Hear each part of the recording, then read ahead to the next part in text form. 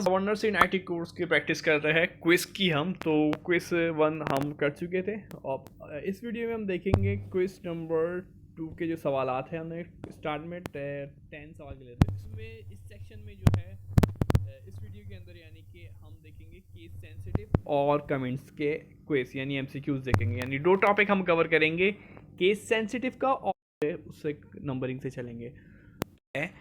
Case sensitive होता है यानी वेरिएबल जो होते हैं, वेरिएबल्स की जो हम नाम रख रहे होते हैं, जैसे कि हम नॉर्मली लेट या कॉस के यूज़ कर रहे होते थे, फिर इसके बाद हम उसके साथ लिख रहे होते थे क्लास लिख देते, नेम लिख देते थे, नॉर्मली हम नेम लिखते थे, या तो स्टोर जो भी करा रहे होते थे हम अपना नेम जो है, तो उसके अंदर जो हम कर रहे होते थे। तो ये जो यहाँ पास इसका जो आंसर हो जाएगा वो यस हो जाएगा कि हाँ केस सेंसिटिव होते हैं। यानी कि केस सेंसिटिव में जो मुराद है, अगर वो कैपिटल में लिखेंगे तो कैपिटल और स्मॉल में लिखेंगे तो स्मॉल, उन दोनों को अलग अलग पड़ेगा। मिसाल के तौर पे मैं लिख रहा हूँ नेम, तो इसकी एक्सप्लेनेशन आप नीचे मैंने दी हुई है। ये जो जैसे कि नेम आपको दिख रहा है, dates mean date names and names are consider different variable. एक नेम जो है देखा है आपने स्मॉल में लिखा है, और एक नेम का जो मैंने नेम का एन कैपिटल लिखा, तो केस सेंसिटिव इसे कहते हैं। जी हाँ, केस सेंसिटिव होते तो ये तो सवाल हो गया होगा क्लियर आपको। तो सिंस टाइपस्क्रिप्ट केस में using the wrong case for property name will result in a compilation error. ठीक है, अगर हम ऐसी गलती करेंगे कि अगर हमने एक स्टोर कराया था जो नाम जो है वो नेम NAME लिखवाया था स्मॉल में, लेकिन हमने जब आउटपुट ले रहे कंसोल डॉट लॉग से तो उसमें हमने कैपिटल N लिख दिया, तो ऐसे में वो एरर देगा। How can you ensure that a variable is always lower case और अपर केस। हम कैसे ये कर सकते हैं कि पता चले कि वेरिएबल जो है हमारे पास लोअर केस है या फिर अपर केस है। तो उसके कुछ ऑप्शन दिए हुए मैंने आप लोगों को। You can not enforce case in type script, you can use custom type guard function, you can use built in method like to lower और upper case। तो सी जो है इसका राइट ऑप्शन है। हम जो है अगर हमें बताना होता है कि लाइन में हम मेंशन करते हैं कि ये टू लोअर केस है, तो फिर वो लोअर केस ही को वो कवर कर रहा होता है। और इसी तरीके से हमने टू अपर केस, जैसे कि एक्सरसाइज नंबर 3 में हमने देखा था, तो उसमें हमने मेंशन कर दिया था टू लोअर केस, तो फिर क्या था उसने हमने लोअर केस में दिया, और हमने अपर केस जब बोला था तो उसने अपर केस भी दिया। तो ऐसे केस में जो है हमारे पास टू लोअर, तो हम लोग राइट ऑप्शन है you can use built in method कहलाता है यहाँ पास टू लोअर केस और टू अपर केस। तो उससे जो भी हम लिखवाएंगे यानी नाम लिखवाए किसी का, तो फिर अगर टू लोअर केस लिखते हैं तो फिर वो लोअर केस ही देगा, और अगर हम अपर केस लिख देते हैं टू अपर केस और राउंड ब्रैकेट, तो ये मेथड है हमारे पास कि मेक श्योर करने का। ठीक है, तो एक्सप्लेनेशन आप पढ़ सकते हैं इसमें दी हुई। फिर what are the benefits of using case sensitivity in TypeScript. अब जो हम ये केस सेंसिटिविटी यूज़ कर रहे होते हैं, तो ये हमें एक फ़ायदा क्या दे रहे होते हैं। It improve code readability, it help prevent accidental typos. तो ये दोनों में ही फ़ायदा दे रहे होते हैं, यानी कि रीडेबिलिटी यानी कि जो कोड्स हम रीड कर रहे होते हैं, तो उसमें तो यही फ़ायदा दे रहे होते हैं केस सेंसिटिविटी, कि हमारे पास पढ़ने में भी आसानी होती है। जैसे कि हम कैमिल केस लिख रहे होते हैं, अगर हमारे पास लिखना है स्टूडेंट नेम, तो स्टूडेंट का क्या करते हैं हम, स्टूडेंट हमने स्मॉल में लिख दिया, और स्टूडेंट का फिर हम लिख रहे हैं स्टूडेंट नेम, नेम का एन बड़ा पड़ता है, तो रीडेबिलिटी में आसानी आती है, यानी उसको पढ़ने में हमें आसान हो रहा होता है। ठीक है, इसी तरीके से और भी मैं एग्जांपल हो सकती है, आप कमेंट में दे सकते हैं स्टोर कराने की कैमल केस की। तो हमारे पास क्या होता है, पढ़ने में जो है हमें आसानी हो रही होती है।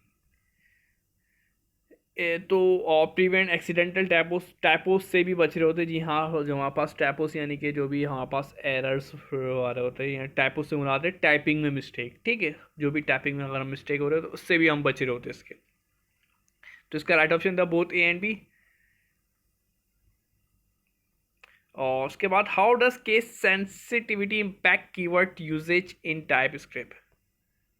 किस तरीके से असरअंदाज करती है keyword usage in TypeScript में केस सेंसिटिविटी।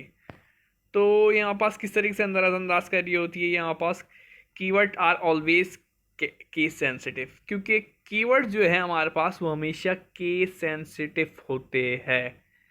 पहला था नॉट और दिस डिपेंड ऑन स्पेसिफिक ठीक है, कीवर्ड कैसे केस सेंसिटिव होते हैं हमने अभी बात कर दी है कि अगर हमने इस तो वो जो है अब जो हमारे पास स्टार्ट हो रहे हैं वो कमेंट के हो रहे हैं। ऊपर जो हमने चार देखे थे वो हमारे पास थे कौन से टॉपिक से, केस सेंसिटिव के। इसी तरीके से 15 में भी था, the following is not a valid way to create a single line comments type script.